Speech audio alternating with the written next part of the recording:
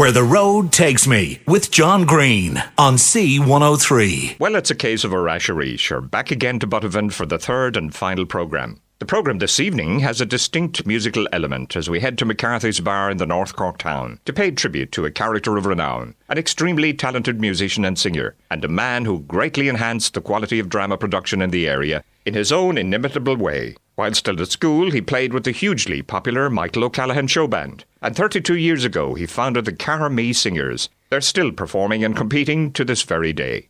This evening we are joined by friends and fellow musicians, but especially by his family, as we bring you the life and times and music of one of Buttevant's famous sons, the late Connie Buckley. Good evening and welcome to Buttevant, and to Where the Road Takes Me.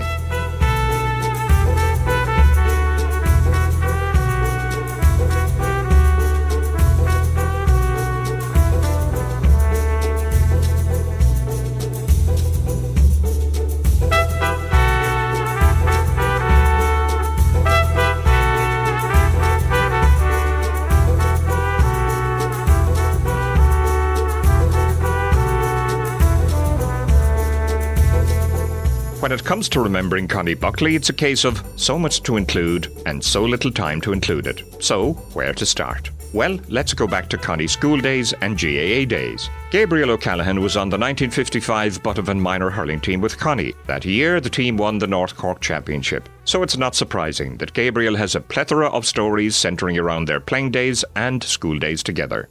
We were in the Sacred Heart College, Colasta, which was across straight from my house, which wasn't the most ideal situation because I couldn't scratch, but I'd be seen, you know. But this particular day, we were all inside in the classroom, and there was a statue of the Sacred Heart up on a shelf. And when he'd come in the morning, he would and we'd say the prayer looking at the Sacred Heart. But just before he was due, somebody was kicking the ball in the classroom and it hit the statue. Now, the statue only moved back an inch, but his head was broken. So the rush was, I won't say who kicked the ball now, the rush was, he went up and he put the head back, you see, and the teacher came in and he looked up, but to everyone's horror, the statue was looking at my house.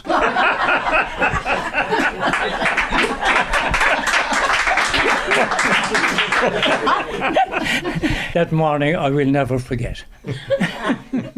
Sean Donlan is our country music presenter on C103. Sean is prone to give a song and play a tune himself when the appropriate occasion arises, which is often. So it was inevitable that the paths of Connie Buckley and Sean Donlan would cross regularly. And he's a man that I will never forget. He was an icon, beautiful person, a gas man.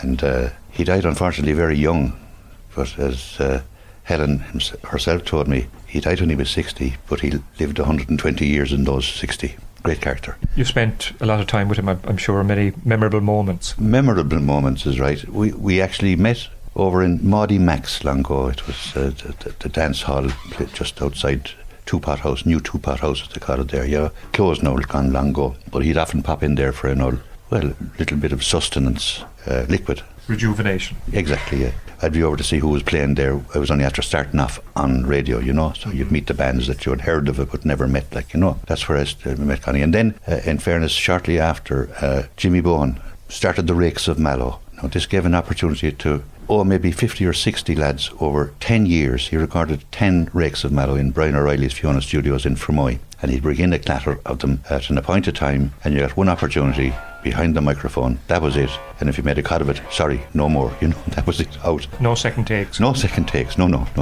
Peter Burke was responsible for a lot of the assistance. Peter was a great man of music, a very young man at the time too, like, you know, was just starting out on his own. And he'd be there to play the piano or the keyboard or the accordion, you know, to back whoever. But that gave an opportunity to, all those gentlemen that recorded all those albums, they would never get an opportunity to record in their lives, you know. People who have now passed on. Liam Kelleher, the Lord to mercy him, like, you know, well known in the music industry too, was a great drummer and played with several bands and sang an old song. He recorded a couple of songs on the albums, and the late Dave Scully, who only passed away there a few weeks ago, a great man of music as well, like, you know, that played with the Skas and several others around the Mallow area, like, you know. And Connie himself recorded a few tracks during the course of a few years, and I did myself, by the way. Don't ever play them, but Connie, he backed me on the tenor sax on one of the tracks that I laid down there. Back in the 1950s, Helen, who later became Connie's wife, and a friend had gone to a church in Cork one Tuesday night and each prayed for a man. Even though their prayers were directed towards a saint not exactly known for interceding in romantic affairs, Helen's prayers were answered. But Helen had to do battle with music for Connie's attention. Actually, I'd say it was his first choice. I came in second. And when did you meet him? When did you come across him first? I met him in Cork. A friend of mine, Annette Maloney, and myself were at St. Francis Church for benediction and prayers and that. And we went upstairs talking to St. Anthony, as we thought, to life-size St. Francis and St. Anthony. We were asking St. Anthony for a man. That was the two of us. And the priest happened to come upstairs, and we said it to him. We were mad talking, He said, "Do you come here on a Tuesday night?" And I said, "Yes, we do. We come looking for a man." To St. Anthony, well, he said, "I'm afraid you'll get nowhere because to St. Francis you're talking to, not St. Anthony." So that's what I was introduced to Con. And from there on, I'd say we were probably doing a bit of a tangle. Mm-hmm. Now, you wouldn't know what they call it now. And we got married in 1958. We lived in Cork for a while and then we came down here. And was he involved in music at that stage? He was, yeah. He often came down to play with Michael or some other fella that would ask him to fall in with him. He was always ready to. Music was definitely his life. That, and he loved doing plays, concerts, once there was music in it. He was known, of course, for playing the tenor sax. Was that his first love as an instrument?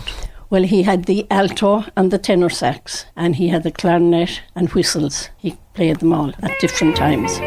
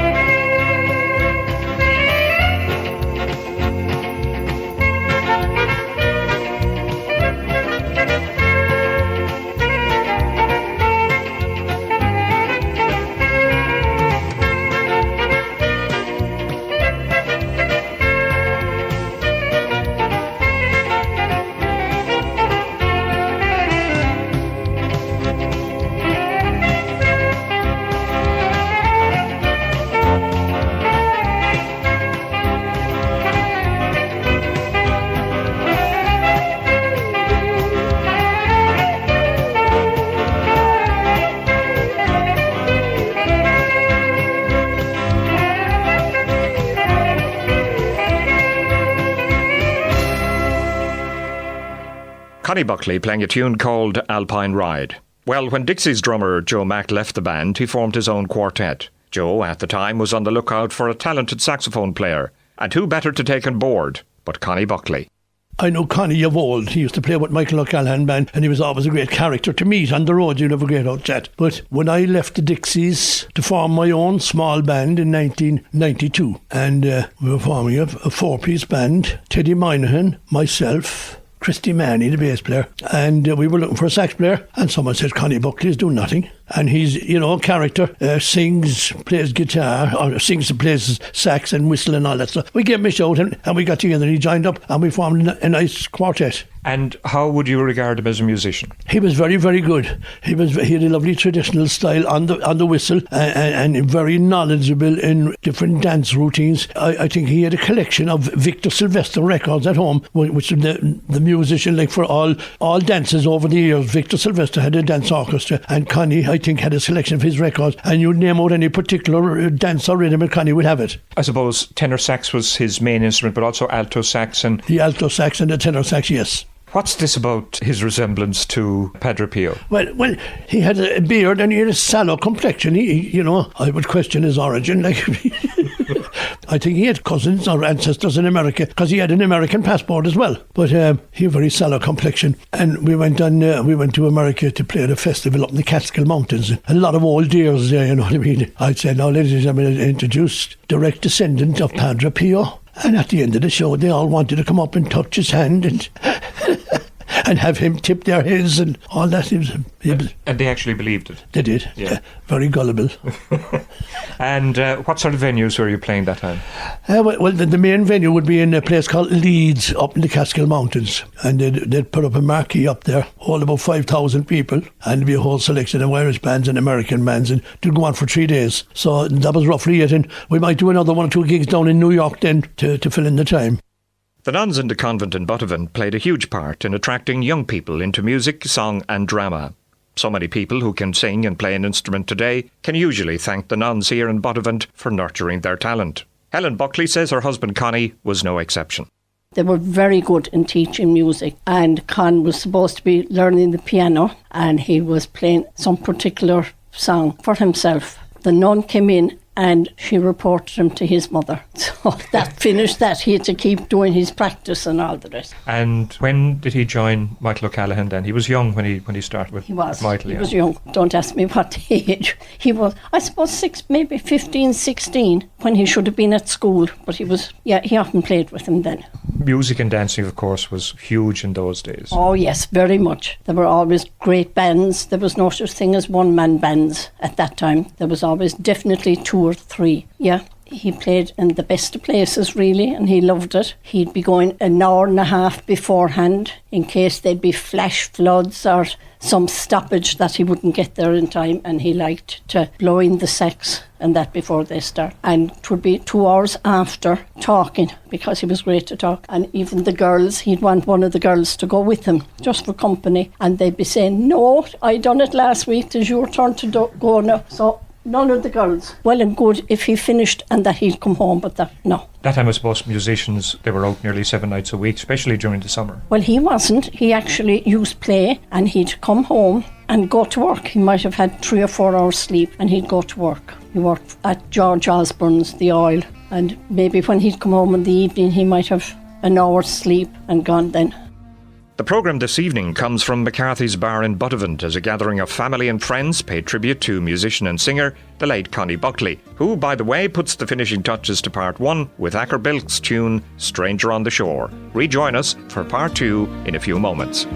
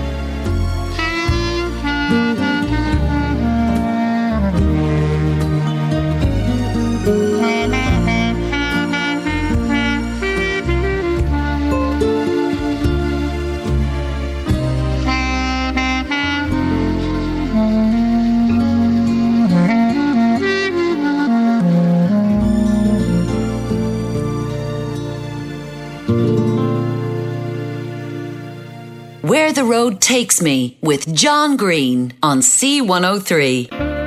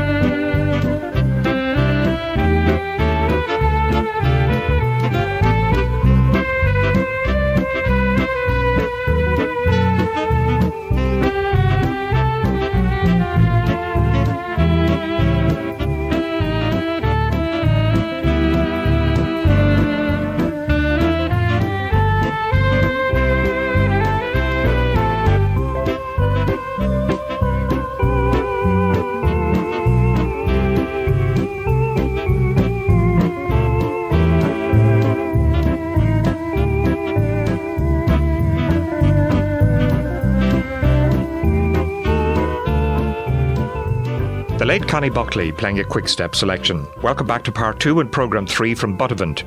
This evening in McCarthy's Bar, I'm joined by family, friends and fellow musicians as we pay tribute to a great character and talented musician. Well, back in the 1970s, Emmett Harrington had a one-man band. He teamed up with Connie and they both spent 12 happy years together playing music. Emmett reckons that Connie was at his very best back then. I think the first time I ever saw Con was at a St. Patrick's Night concert up here in the Winton Theatre Hall. Is it the Nuns Hall we call it? Himself, Gabriel, that you've just been speaking to, and Frank O'Keefe, I think, were singing a Dean Martin song, Memories Are Made of This, and it was absolutely beautiful. And I never ever forgot that. But I was very young that time, national school. But I used to see Connie quite a bit. He played locally, did a lot of pub work. I was a one-man band for, I imagine, about 6 or 7 years, and I was almost doing 7 nights a week, plus 2 weddings, 3 to 6 weddings that time, and you could pull the plug at 6 o'clock and go playing someplace else. But Connie approached me one day and he asked me, he said, would you like a bit of help? So I said, yes, we'll think about it. And we did a week after. So Connie joined me a week after that. That was back in the late 70s, I think. And I would think that I actually he was with me for about 12 years, between 10 and 12 years, but I had the best of Con. Because from the night he used to like an old drink, He used to love an old drink, But from the night he joined me, he never drank. Never. For the 12 years he was with me, he never drank a drop. So that was it. And we played all those big venues. As a matter of fact, we got caught up in a very big venue because Michael O'Callaghan used to do the Garda dances, in particular in West Cork, in Bandon. So one night Michael decided that he couldn't make this Garda dance, and he asked Con and myself would we fill in, and we did. We went down. We came home next morning, I'd say around 9 o'clock, but that's beside the point. But every Garda dance from there to Donegal, we got it after that. And how far and wide were you travelling that time? All over the country? Mainly Munster and up Galway, Mamcross. We did the old Mamcross. Connemara? Yeah, thing there for what dance is that? I can't think. It's a yearly thing anyway. I suppose if bands wanted to that, you could be out 7 nights a week. Such was the demand. Well, we were out fairly often. We went through a fairly bad patch because we went through a patch where discos came in. Which would be the early 70s, would it? It would, yeah. And during that time, they were kind of gone towards the disco. And even if we played for a wedding, we could play the best of music all night long. But as soon as the disco would crank up, even 90s, 9 to 90 would be out on the floor. No problem. But anyway, that has shifted again. And Connie used to always say to me, is there any way we could get out the married people to dance? And sure, isn't that what happened after? He had great foresight, Con had. There's an old Irish saying which goes, Brishan an duchas trehula van cot. Translated means, heredity breaks out in the eyes of the cat. And so it wasn't very surprising that Connie's musical talent spread to his children. His encouragement and teaching certainly paid off for his daughter Helen. I always feel very lucky that he passed on the gift of music that he did to us all, really. But I suppose especially him and I, we used to play together for weddings and we did shows together. I used to be playing the keyboard and he'd be doing the shows down in the GA hall, And we often had healthy disagreements over that too, because if anything went wrong on stage or they sang the wrong line, he'd say, for fuck's sake, Lizzie, what do you do that for? And I'd be saying, but it wasn't me, until one day I got sick of it and I put down the folder and I started walking out. We where are you going now? He said, where are you going? And I went up home and he came in after the rehearsal and he said, in the name of God, he said, what was wrong with you? I said, it's always my fault. If anything goes wrong, it's that. But Jesus, don't you know? He said, I couldn't say anything to the rest of them because they'd all walk out. He said, don't you know, I don't mean it, you know. But like, we did share that joy of music, and as I say, he bought my first piano for me, the one and only. I still have it, and we actually got it inside in Sue Gru's furniture store in O'Brien Street in Mallow. I was taking piano lessons at the time, and the nuns in the convent were great, God bless them. You had Mother Oliver and you had Sister Frances Trades. I've been hearing so much about Mother Oliver. Up in the convent up here, and eventually they got teachers down from Cork to take us for music, you know. Instruments, they did the piano. See Mary G here tonight, they did the fiddle, the violin. I eventually took up the cello as well, and they got a guy down by the name of John Fitzpatrick who used to conduct the orchestra, you know, and that was very enjoyable. And to be able to partake in that, you know, and only for him, you know, I wouldn't have been able to do that. We got the piano, as I say, in Sue Gru's, because other than that I used to be practising at night in the convent and having to come out when it was dark and then back up home, so it was great to have it at home, you know. And he was very encouraging to his family if they wanted to learn. Yeah. Mum would have said, like, even from when I was born, I think when they were in Cork, and that he used to say they played the saxophone into the crib and they'd be telling him to stop, that he'd you know, make me lose my hearing, but nothing happened to the hearing anyway. It is deteriorating a little bit now maybe, but it was grand. But like when I was growing up, I never had the mod songs that were going on at the time. I grew up with Herb Alpert and his Tijuana Brass, James Last, and all the big bands, you know. There are many, many more, but that type music, and like that with the harmonies. Dad was great with harmonies, and sometimes it's the harmonies I'd hear rather than the melodies, you know, and we worked well together. I used to love playing with him, I really did.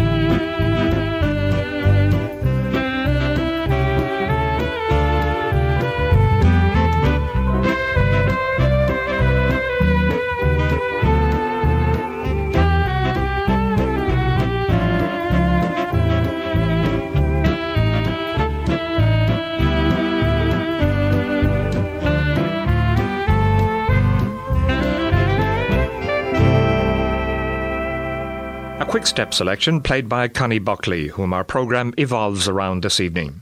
Well, there were many talented strings to Connie's bow. As well as playing music, he also started the Cahermee Singers and was instrumental in getting drama up and running in Buttevant. Gabriel O'Callaghan remembers Connie being very active in both.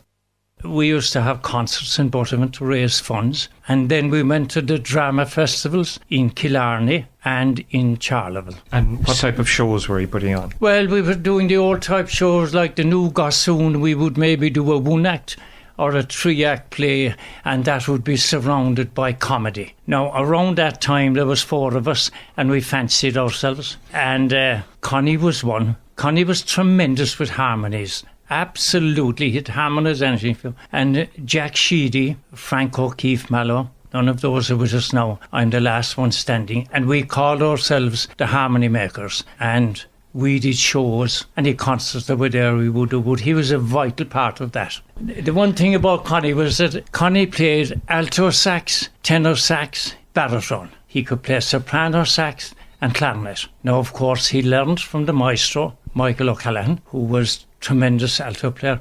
And around that time, they persuaded me to get a tenor sax. And Connie taught me how to play this adequately. And that was when Michael O'Callaghan was flying. And I played for 3 years with Donald O'Regan. He was mentioned here already. And we used to do ferocious business back in Kerry. I don't know whether it was the way they didn't know good music from bad music back there, but we did some tremendous business. And I'll tell you one good thing. One night we were late. And we were going back, and Donny took a shortcut and he went astray, and we were later still. And we arrived into this filling station in the country, and he just tore in, jammed on the brakes, pulled up, got out. And if he did, this van with sheep in the back of it pulled in front of him and stopped about 2 feet from his front of his car. Your man jumped out and went into the garage behind. Donny filled up. He shouted, beeped the horn. No sign, your man, at all.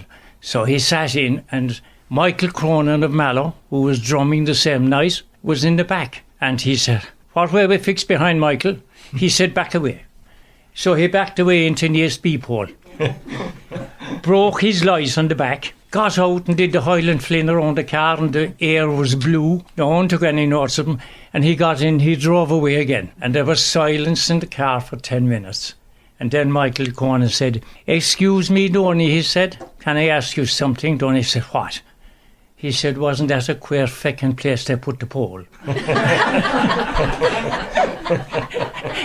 And that was typical of the humour that went on with the bands. It really is a case of so many people with so many stories of Connie Buckley. Liam Fitzgerald, for instance, is from the nearby parish of Kilbryn. For the day job, he and Connie worked for the same company.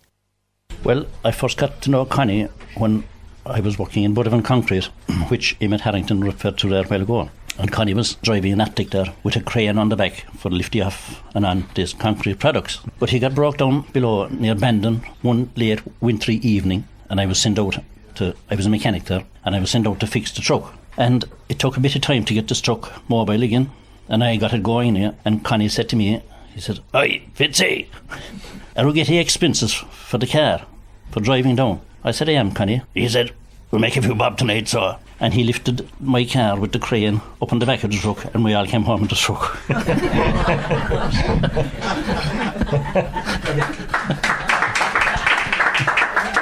I won't be fired now for saying that they're long gone the company, Buttevant Concrete.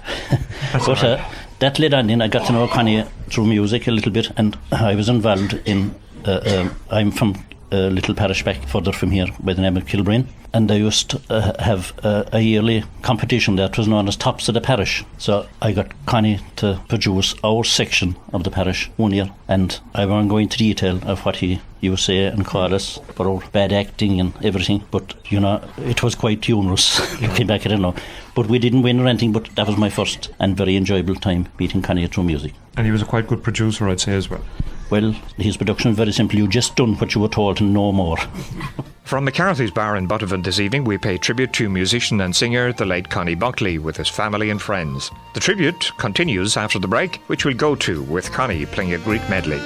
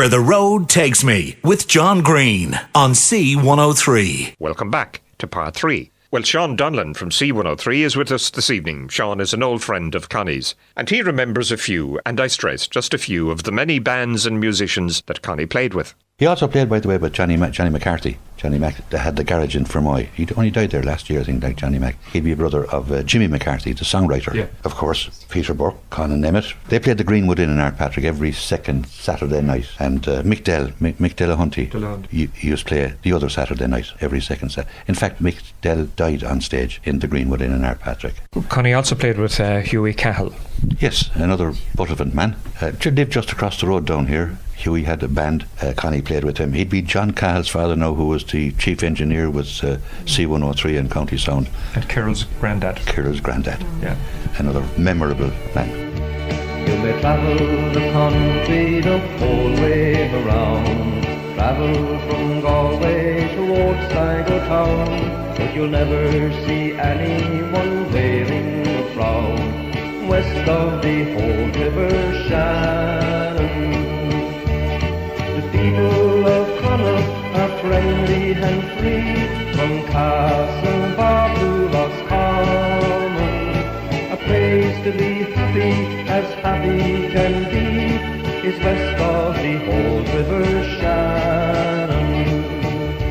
And it's all together, let's sing with me, the glory and fame of the West Country. And it's all together, once more we may be, west of the old River Shannon.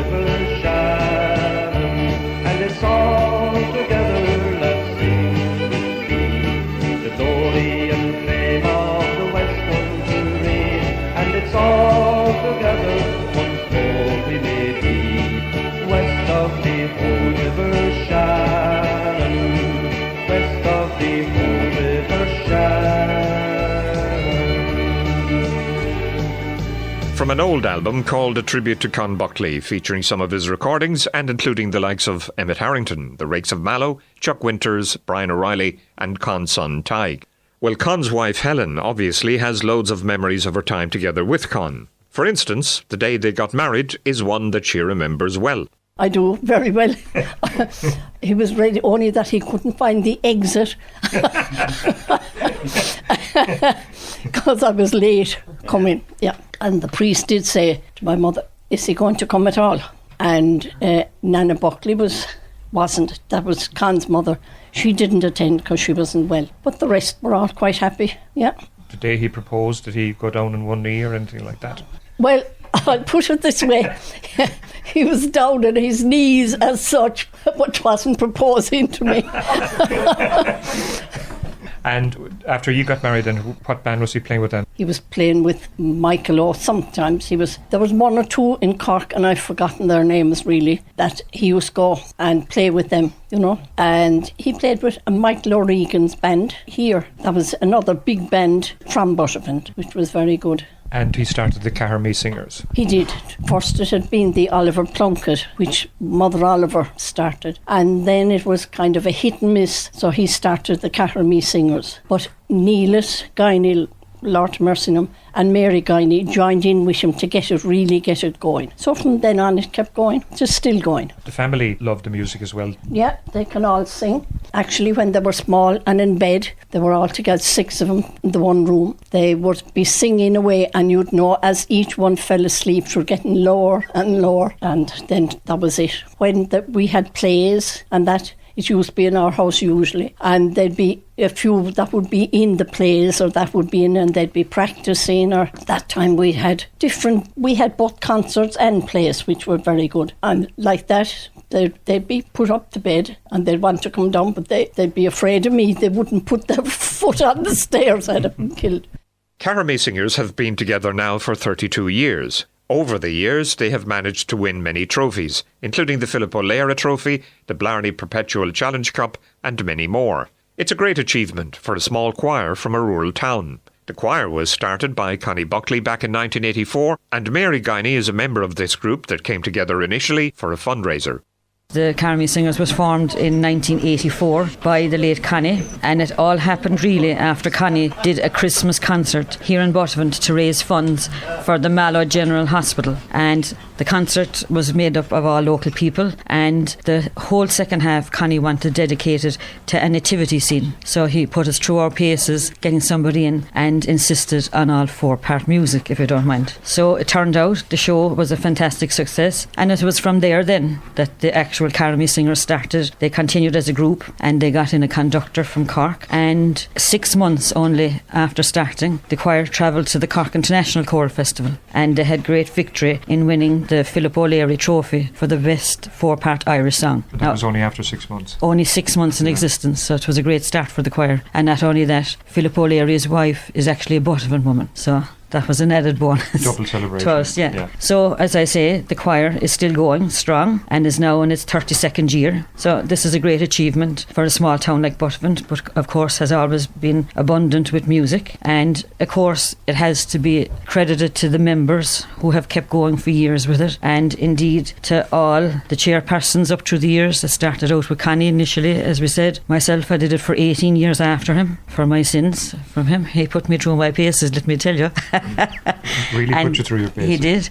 And then after that we had Teresa Hines, who is here tonight, and we had Mary Shinnock, and our current chairperson is here, Michael Lawless, and he's been doing it now for a good few years, and he's been aided there as well by Geraldine Ryan, who helps him out as well. So it's credit due to all of them. And of course we need an accompanist as well when we're out playing, and we're very lucky to have a local person here, and her name is Lil O'Toole.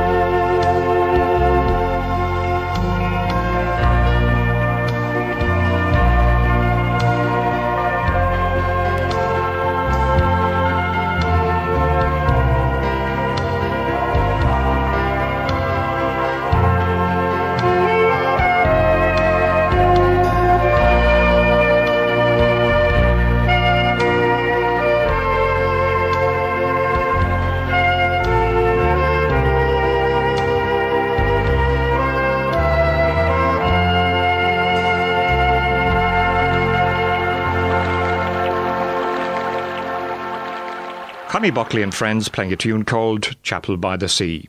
Well, when Joe Mack left the Dixies, he formed his own quartet, of which Connie was a member. These were memorable days, playing to audiences all over the world. We went on for a good few years and then Connie left. He had to take it easy, he wasn't well. And but we also went to Dubai with Connie. And I needn't tell you, like, he had the colouring of the natives out there as well. So we dressed him up in the tish-tash, the white robe and the headscarf and all. And by jazz, he fitted in. He had the foreign look. He had, yeah. I believe he was a great pal of Oliver Reed, the actor. Oliver Reed, yeah, in Churchtown. And I believe Connie was also involved in drama, writing and acting and all this kind of thing before I got to know him. So overall, he was a very talented man. He was a talented guy. Had a good sense of humour as well. Vital if you're living with me. Do you remember when he died? I do. He died up in Marymount in Wellington Road there. I went up to see him. He was diagnosed with cancer and I went up to see him and he was happily on his way. But he knew me and we gave a little embrace and that was it. And I went to his funeral and they played music at the graveside and he was very well liked and remembered. Was it tough, holding down a full-time job and out at night singing and playing with the band as well? Oh, it was, definitely. But he loved it, so... That's what he wanted? Yeah, that's what he wanted. So if he wanted that, he had to pay for it in different ways, short of sleep and that. Very particular about being dressed, going out. You had to have a snow white shirt. The boards wouldn't want to be passing the line, definitely, and letting their calling card. Yeah, he did like to dress going out in the band. He'd go in what casual wear, but he'd have to change. Yeah. That was a big thing with the bands. Very much. About how you looked on stage, as well as how you sounded. Yeah. And that was Helen Buckley giving us another insight into the life of her late husband. Connie Buckley died on the 14th of February 1999. For his old music friend Emmett Harrington, the day of Connie's burial was difficult to endure. Like everybody else that we spoke to here tonight, you obviously were very saddened when he died. Oh, sure I was. It was an awful thing to happen. I remember the day of the mass, I had to get up and actually went home. That's exactly what I did. And just like Emmett Harrington and so many others, Sean Donlan was also very saddened to hear of Connie's passing. I visited him the night before he died. He died in the hospice above in Cork. And he knew me, and we had a little chat. And I said goodbye to him, and he said, take care of yourself. So he passed. I heard from Helen the following day that he had passed. So he'll never be forgotten. One of those great characters. And that brings our third and final programme from Buttevant to a close. My sincere thanks to everybody who took part and helped in making the programme. A special word of thanks to Rosario Buckley. John Foote was on sound again this week, and thank you for joining us. To complete our tribute to Connie Buckley, let's hear a dedication to him, written by Rita Wickstead, who herself passed away on April 10th, 2013. And it's recited here by Sean Donlan. May she and Connie rest in peace. From McCarthy's Bar in Buttevant, and from myself, John Greene, take care and have a good week. The Lord said to Connie, let my peace be thine. You have suffered enough, it's time to rest. No cure was found, but they did their best. But does the Lord know what a treasure he's found? He's got the best sax player for miles around. Oh, what joy he gave to all of us here, with music that sounded so sweet to our ear. His humour and wit, and the yarns he told, are printed in memory in letters of gold. We'll never forget our neighbour and friend. He had many talents, which he shared to the end. Bandmen, beanmen, buddies all, were welcome at Connie's whenever they'd call. Helen made tea and the crack would start. Dear Lord, take this pain of loss from my heart. 40 years of your music you gave us all. I know you are missed in every dance hall. God grant you rest, our Buttevant son. Goodbye, Connie. God's will be done.